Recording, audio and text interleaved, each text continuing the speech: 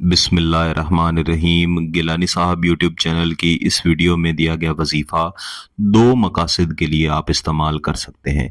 पहला मकसद तो ये है कि आपका महबूब आपकी मोहब्बत में अंधों की तरह आपसे मोहब्बत करे, यानी उसे आपके सिवा कोई और नज़र ही ना आए, चाहे उसका दिल किसी और की तरफ लगा हुआ क्यों ना हो, चाहे कोई उसे आपसे रोकने वाला ही क्यों ना हो, चाहे जितनी ज्यादा रुकावटें ही क्यों ना हो, लेकिन उसका अक्ल, उसकी सोच और उसका दिल इस तरह से आपकी तरफ मायल हो कि उसे आपके अलावा कोई भी नजर ना आए।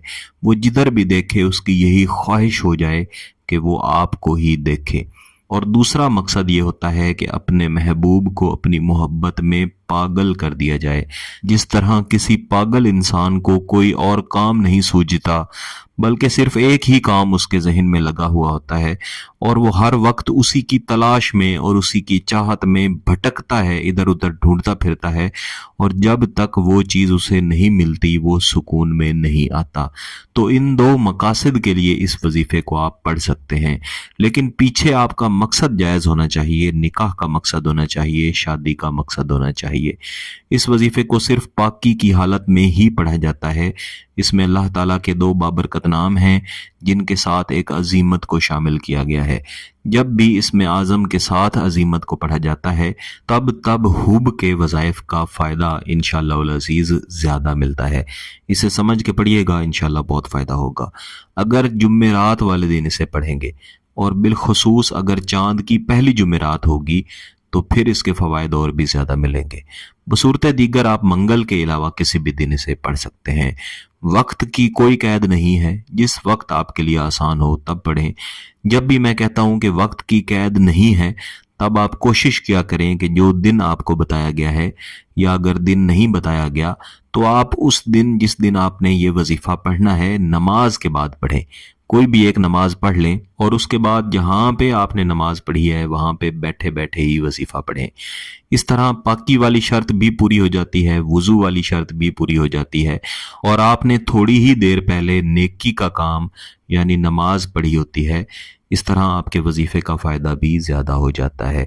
तो आपने किसी भी दिन नमाज पढ़ के पाकी की हालत में वहीं पे बैठे रहना है, या वहाँ से उठ के किसी भी और जगह चले जाएं जहाँ पे खामोशी हो।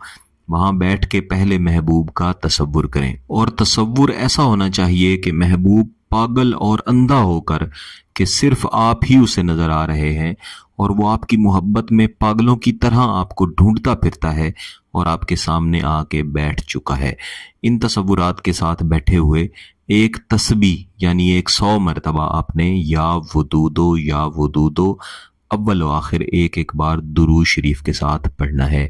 और इसके बाद आपने 50 मरतबा या करीमो अव्वल व आखिर एक एक मरतबा दुरूद शरीफ के साथ पढ़ना है।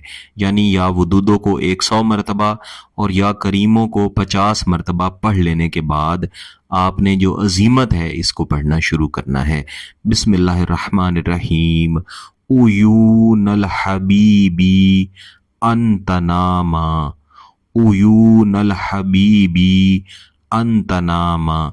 इस अजीमत को आपने सिर्फ 50 मरतबा या ज्यादा से ज्यादा 100 मरतबा पढ़ना है। अब आपका ये वजीफा मुकम्मल हो गया है। महबूब के तसव्वुर की तरफ आपने 3 दफा फूंक मार देनी है, और याद रखिएगा कि इस वजीफे को सिर्फ एक रोज ही करना है और 3 दिन के अंदर इसके शदीद तरीन फवायद मिलेंगे। अगर आपका मकसद जायज़ है, इसकी इजाज़त चाहते हैं, तो गिलानी साहब यूट्यूब चैनल को सब्सक्राइब कर लें, घंटी का बटन दबा दें और इस वीडियो को ज़रूर लाइक कीजिएगा। किसी बात की समझ ना आए तो वीडियो को दोबारा देखें, फिर भी समझ ना आए तो व्हाट्सएप पे रब्ता कर सकते हैं। बहुत बहुत शुक्रिया। अल्लाह हाफिज़।